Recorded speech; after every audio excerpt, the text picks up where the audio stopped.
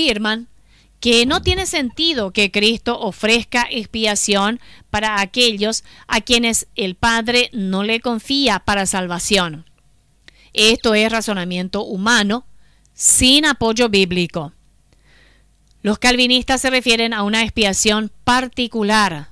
La idea de que la muerte de Cristo tuvo que ser para un electo particular. Entonces Cristo murió solamente por los pecados particulares. Una creencia que malinterpreta la naturaleza misma de la expiación.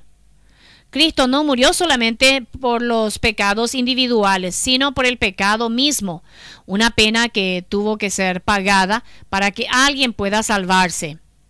Pero este pago de la pena del pecado requiere el pago por todo pecado y así brindar salvación para toda la humanidad. Recuerde que al quebrantar un mandamiento lo hace culpable de quebrantarlos todos. Porque cualquiera que guardare toda la ley, pero ofendiera en un punto, se hace culpable de todos. Santiago 2:10.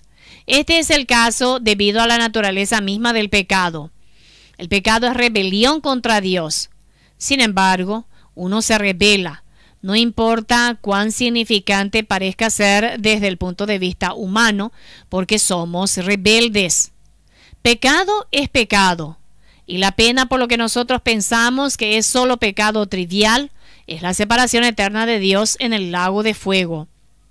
No hay manera de que la muerte de Cristo podría limitarse a pagar solo el pecado de los elegidos. Para liberar incluso a una persona del castigo eterno, sin importar cuán pocos o muchos sean los pecados que haya cometido, Cristo tuvo que pagar el precio exigido por su justicia infinita por el pecado.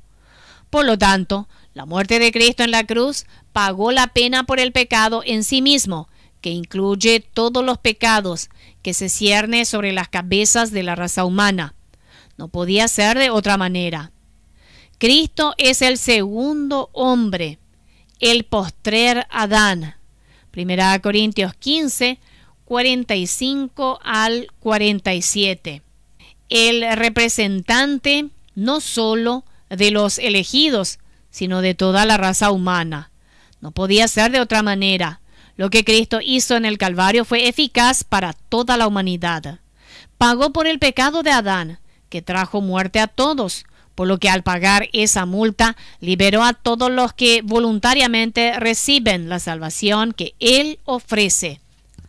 Si confesamos nuestros pecados, dice 1 Juan 1:9, así como los israelitas estaban obligados a traer ofrendas individuales por sus pecados individuales, pero también había la ofrenda por el pecado que hizo posible el perdón de todo pecado. Ofrenda por el pecado, en singular, se menciona en el libro de Levítico, mucho más que las ofrendas por los pecados. Que la sangre de Cristo se derramó para perdón de los pecados, se declara en Mateo 26:28, Lucas 24:47, 1 Corintios 15:3 y muchos otros lugares. Sin embargo, también nos dicen que murió por el pecado. De hecho, pecado está mencionado 2 veces más que pecados. Aquí están algunos de esos pasajes.